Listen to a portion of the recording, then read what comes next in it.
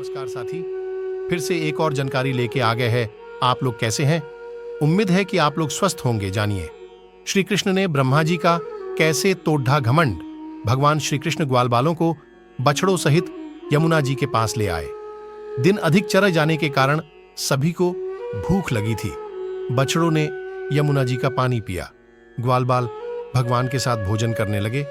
भगवान सबके बीच बैठकर अपनी लीलाएं भरी बातों से अपने साथी ग्वालबालों को हंसाते जा रहे थे और उन्हीं के साथ उनका झूठा खाना खा रहे थे।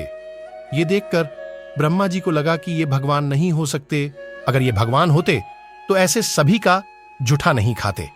इस प्रकार भोजन करते करते ग्वालबाल भगवान की इस लीला में तन्मय हो गए। उसी समय उनके बछड़ों हरी हरी घास के लालच में बड़ी दूर निकल गए।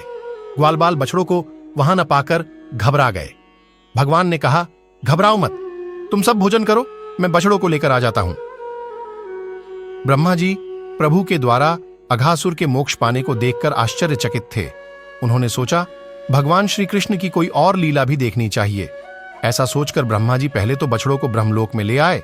फिर जब भगवान बछड़ों को ढूंढने चले गए तब ब्रह्मा जी ग्वालबालों को भी ब्रह्मलोक ले आए।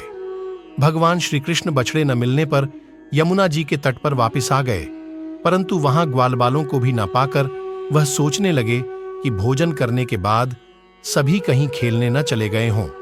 ऐसा सोचकर भगवान ने उनको चारों ओर ढूंढा, परंतु ग्वालबालों के भी न मिलने पर उन्होंने आंखें बंद करके ध्यान लगाया और वह समझ गए कि ये सब ब्रह्मा जी की करतूत है। अब भगवान श्री कृष्ण ने जितने ग्वालबाल और बछड़े थे उतने ही अपने रूप बछड़ों और ग्वालबालों के रूप में बना लिए। भगवान स्वयं ही बछड़े बन गए और स्वयं ही ग्वालबाल।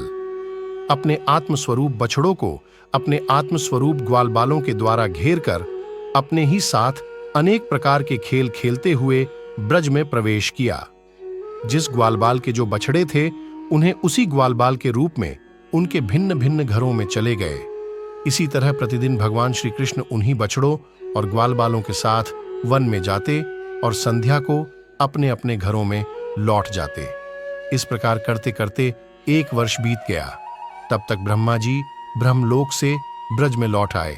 उन्होंने देखा कि भगवान पहले की भांति ग्वालबालों के साथ लीलाएं कर रहे हैं।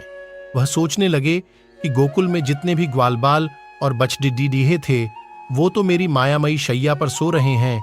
उनको तो मैंने अपनी माया से अचेत कर दिया था, वे तो अभी तक सचेत नहीं हुए हैं। फिर मेरी माया से मोहित ग्वालबाल और बछड़ों के अतिरिक्त ये उतने ही दूसरे बालक और बछड़े कहां से आ गए जो 1 साल से भगवान के साथ खेल रहे हैं। ब्रह्मा जी ने आंखें बंद की और देखा वे सब ग्वालबाल और बछड़ीढे और कोई नहीं, स्वयं श्री कृष्ण ही हैं। यह अत्यंत आश्चर्यमय दृश्य देखकर ब्रह्मा जी चकित रह गए। उनकी एघार इंद्रियां क्षुब्ध एवं स्तब्ध रह गईं। ब्रह्मा जी उसी क्षण श्री कृष्ण के चरणों में गिर पढ़े और भगवान श्री कृष्ण की स्तुति करने लगे। उन्होंने प्रार्थना की वो उन्हें अपने असली रूप में दर्शन दें। ब्रह्मा जी की प्रार्थना पर श्री कृष्ण ने उन्हें अपना असली रूप दिखाया। उनके इस रूप के दर्शन करने के लिए कई ब्रह्मा वहां आ गए। इनमें से कुछ ब्रह्मा में 3 सिर तो कुछ के 100 सिर थे।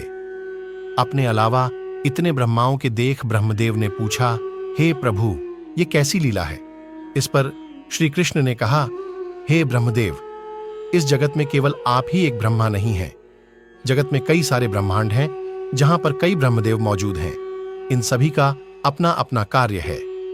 यह सुनकर ब्रह्मदेव ने उन्हें शीश झुका लिया और उन्हें नमस्कार किया। उम्मीद है कि यह जानकारी आप लोगों को अच्छा लगा होगा। हम आप लोगों से आशा करते हैं कि चैनल के सब्सक्राइब, लाइक और कमेंट कर दीजिए। जय श्री कृष्ण।